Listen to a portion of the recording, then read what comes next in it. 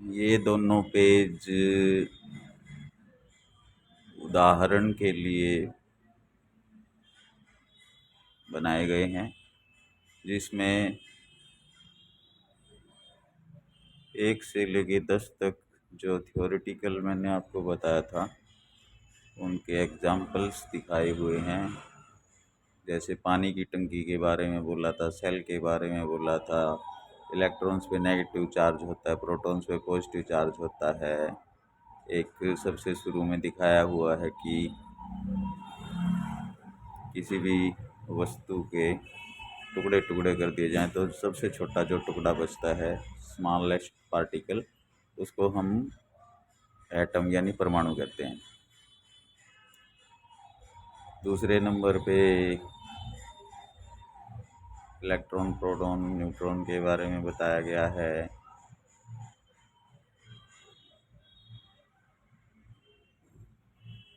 कि कैसे प्रोटॉन्स और न्यूट्रॉन्स बीच में रहते हैं और इलेक्ट्रॉन्स अलग अलग ऑर्बिट्स में उनके चारों ओर चक्कर लगाते रहते हैं।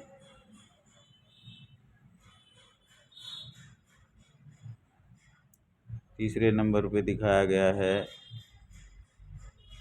इलेक्ट्रॉन्स पे नेगेटिव चार्ज होता है, प्रोटॉन्स पे पॉजिटिव चार्ज होता है और न्यूट्रॉन्स पे कोई चार्ज नहीं होता। चौथे नंबर पे दिखाया गया है कि एक नॉर्मल एटम में इलेक्ट्रॉन, प्रोटॉन और न्यूट्रॉन बराबर संख्या में होते हैं, इसलिए इस पे कोई चार्ज नहीं होता। जैसे एक जर्मेनियम है, इसके अंदर 32 प्रोटॉन्स और 32 न्यूट्रॉन्स जो बिल्कुल बीच में रहते हैं, जिसे नाभिक या न्यूक्लियर कहते हैं। और इसके चारों ओर इलेक्ट्रॉन्स अलग अलग संख्या में अलग अलग घेरों में चक्कर लगाते रहते हैं। पहले घेरे में 2, दूसरे में 8, तीसरे में 18, 2, 8, 10 और 18, 28 और सबसे आखिरी में 4। सबसे आखिरी ऑर्बिट को हम वैलेंस रिंग बोलते हैं। तो कुल संख्या इलेक्ट्रॉन्स की हुई 32। मीन्स इलेक्ट्रॉन्स, प्रोटॉन्स और न्यूट्रॉन्स एक नॉर्मल एटम में बराबर संख्या में होते हैं, इसलिए इसके ऊपर कोई चार्ज नहीं होता।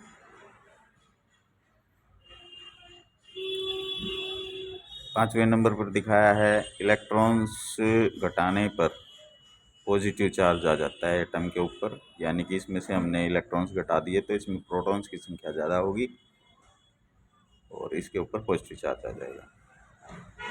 छठे नंबर पे दिखाया गया है कि इलेक्ट्रॉन्स बढ़ाने पर परमाणु पर नेगेटिव चार्ज आ जाएगा, यानी कि इसमें इलेक्ट्रॉन्स की संख्या प्रोटॉन से ज़्यादा हो जाएगी तो इसके ऊपर नेगेटिव चार्ज आ जाएगा। सातवें नंबर पे दिखाया है कि एक नेगेटिव चार्ज वाले एटम और पॉजिटिव चार्ज वाले एटम के बीच में कोई कंडक्टर वायर या चालक की तार जोड़ दें तो नेगेटिव साइड से सभी एक्स्ट्रा इलेक्ट्रॉन्स पॉजिटिव चार्ज वाले एटम की तरफ फ्लो करेंगे, चल पड़ेंगे। इसका उदाहरण है पानी का टैंक। एक साइड वाले टैंक में, लेफ्ट साइड वाले टैंक में पानी फुल भरा हुआ है, राइट साइड वाले टैंक में पानी नहीं है।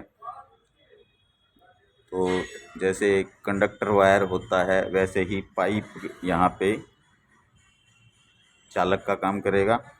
अगर भरे हुए टैंक को खाली टैंक में के साथ पाइप से जोड़ दें तो भरे हुए टैंक का पानी खाली टैंक की तरफ दौड़ना शुरू कर देगा और जब दोनों टैंक में पानी बराबर हो जाएगा तो फ्लो रुक जाएगा, बंद हो जाएगा। इसी तरह सेल दिखाया गया है। सेल के लेफ़्ट साइड में नेगेटिव चार्ज है, राइट साइड में पॉजिटिव चार्ज है। तो हमने कंडक्टर वायर ली और बीच में बल्ब लगा दिया और एक साथ में स्विच भी जोड़ दिया, ताकि जब भी हम बल्ब को ऑन करना चाहें तो स्विच को ऑन कर दें और बल्ब को ऑफ़ करना चाहें तो स्विच को ऑफ़ कर दें। अब जैसे ही इलेक्ट्रॉन्स बल्ब के फिलामेंट में से फ्लो करेंगे, ये हीट होगा और ये हमें लाइट देगा। बल्ब तब तक जलेगा जब तक सेल के सभी इलेक्ट्रॉन्स प्रोटॉन्स में नहीं जा चुके होंगे। और जब सेल ख़त्म हो जाएगा तो हम कहेंगे कि सारे इलेक्ट्रॉन्स प्रोटॉन्स की तरफ जा चुके हैं, अब इस सेल को निकाल लो और दूसरा लगा दो। और रिचार्जेबल है तो इसको दोबारा से चार्ज किया जा सकता है। ओके, इसके बाद में कंडक्टर और बैड कंडक्टर का उदाहरण है। 8वें नंबर पे एक पाइप दिखाया हुआ है, दोनों साइड से ओपन है, खुला है। अगर इसमें जो भी हैं इसके अंदर बॉल्स हैं, पीछे से अगर हम लेफ़्ट साइड से इसमें बॉल ऐड करते हैं तो आउटपुट साइड में बॉल्स निकल के आ जाएंगे, यानी इसमें फ्री इलेक्ट्रॉन्स है जिनको कम ज़्यादा किया जा सकता है। इसे हम कंडक्टर बोलते हैं, सुचालक। दूसरे नंबर पे कुछ अलग दिखाया गया है। पाइप सेम है, बॉल सेम है, लेकिन पाइप दोनों साइड से ब्लॉक है, क्लोज है, बंद है। ना तो इसमें बॉल्स ऐड की जा सकती हैं और ना हमें आउटपुट मिलेगा। तो इन बॉल्स को हम बोलेंगे जड़ इलेक्ट्रॉन्स, जिनको ना तो घटाया जा सकता है ना बढ़ाया जा सकता है, तो इसमें से करंट फ्लो नहीं कर पाएगा। 9वें नंबर पे अट्रैक्शन, आकर्षण के बारे में बताया गया है। इलेक्ट्रॉन्स और प्रोटॉन्स आमने सामने रखें तो वो एक दूसरे को अट्रैक्ट करते हैं, लेकिन प्रोटॉन्स इलेक्ट्रॉन्स के मुकाबले काफ़ी धनात्मक होता है। तो इलेक्ट्रॉन्स छोटा है, प्रोटॉन बड़ा है, तो भागना इलेक्ट्रॉन्स को ही पड़ता है और वो जाके प्रोटॉन से चिपका हुआ दिखाया गया है। जैसे एक लोहा छोटा और चुंबक बड़ी है, तो लोहा चुंबक की तरफ दौड़ता है और उसके साथ चिपक जाता है, इसको बोलते हैं अट्रैक्शन।